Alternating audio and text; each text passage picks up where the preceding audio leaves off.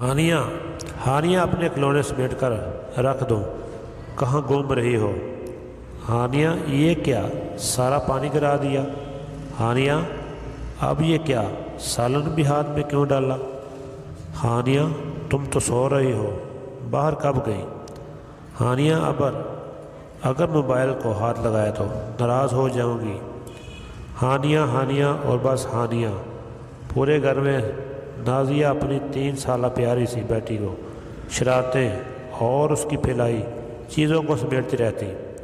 ہانیہ بہت ہی پیاری اور اچھی بچی تھی، مگر شرارتیں بہت کرتی تھی۔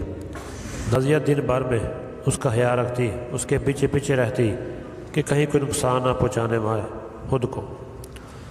ہانیہ میڈم نے وائپر اٹھایا ہوا تھا اور ساتھ ہی بالٹی سے پانی نکال کر صحن میں پھیلا رہی تھی۔ نازیہ نے جھٹ سے ہانیہ کو گود میں اٹھا لیا اور پیار سے کہا، دادی اماں میں نے صفائی کر لی ہے، اب آپ کو کس خوشی میں بارش کر رہی ہے؟ ایسے ہی ایک دن نازیہ مٹر پلاؤ دسترخوان پر رکھ سلاد اور رائتا لینے باورچی خانے تک گئی تھی۔ واپس آ کر دیکھا تو ہانیہ میڈم نے پلاؤ میں گلاس بھر کر پانی ڈالا ہوا تھا، جیسے کھچڑی بنائی ہو۔ نازیہ نے گہری سانس لی اور غم غصہ ہضم کر گئی۔ ایک دن وہ حد ہو گئی۔ ہانیہ میڈم نے باتھ روم میں خود کو بند کر لیا۔ کچھ دیر تک ٹھیک رہا، مگر جب ماں کی یاد آئی تو ہانیہ نے رونا شروع کر دیا۔ اب نازیہ باتھ روم کے باہر کھڑی رو رہی تھی اور ہانیہ اندر۔ تھوڑی دیر بعد ہانیہ کے بابا اسد بھی آ گئے۔ اسد نے ہانیہ کو باتوں میں لگایا اور کہا، جیسا بابا کریں آپ بھی ویسا ہی کریں۔ اسد نے پہلے دروازہ بجایا، کھولو ہانیہ۔ ہانیہ نے بھی دوسری طرف سے دروازہ بجایا اور دروازہ کھولو ہانیہ۔ اب اسد خوش ہو گیا، کان بن گیا۔ اسد نے پھر کہا، میں کنڈی کھولتا ہوں۔ ہانیہ نے بھی یہی الفاظ دہرائے۔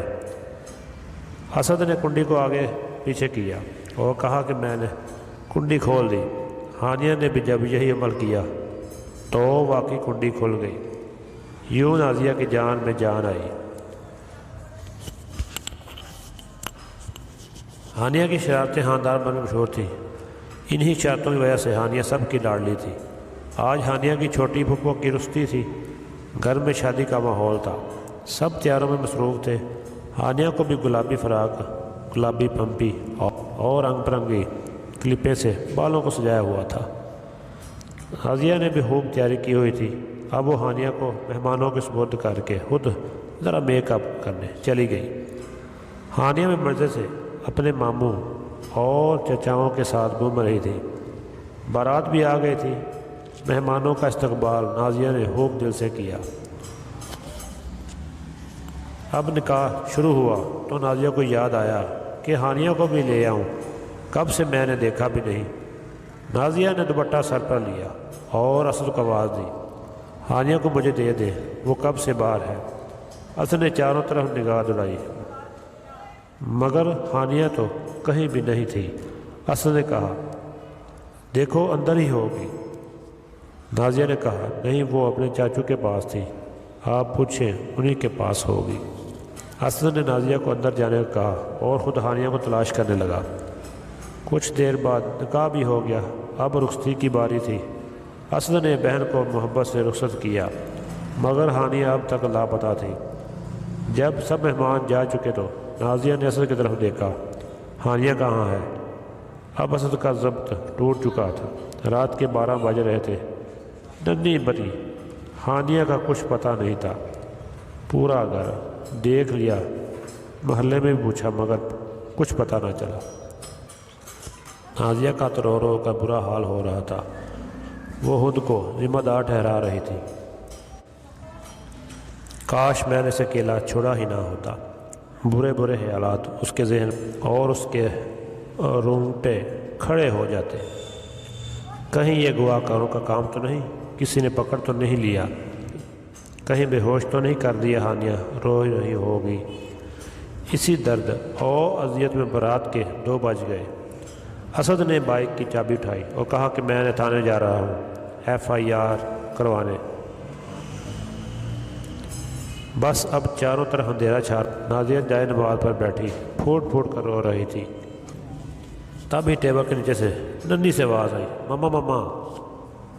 ہانیہ آنکھوں کو مسلتی ہوئی ماں کی گود میں بیٹھ گئی۔ اب وقت اکثر ہانیہ بھوک سے جاگ جاتی تھی۔ مما ننا تھاؤں گی۔ اس آواز نے گھر والوں کے چہرے چمکا دیے۔ سب زور سے ہنسنے لگے۔ حسن نے ہانیہ کو گود میں اٹھا لیا۔ میڈم آپ کی آگ کی شرارت نے ہماری جان ہی نکال لی تھی۔ کوئی ٹیبل کے نیچے بھی سوتا ہے کیا؟ نازیہ نے شکر کا سجدہ کیا اور سوچنے لگی، جن ماؤں کے بچے سچ میں گم ہو جاتے ہیں یا اغوا ہو جاتے ہیں، ان ماؤں پر کیا قیامت ٹوٹتی ہوگی۔ اللہ سب کے بچوں کی حفاظت کرے، آمین۔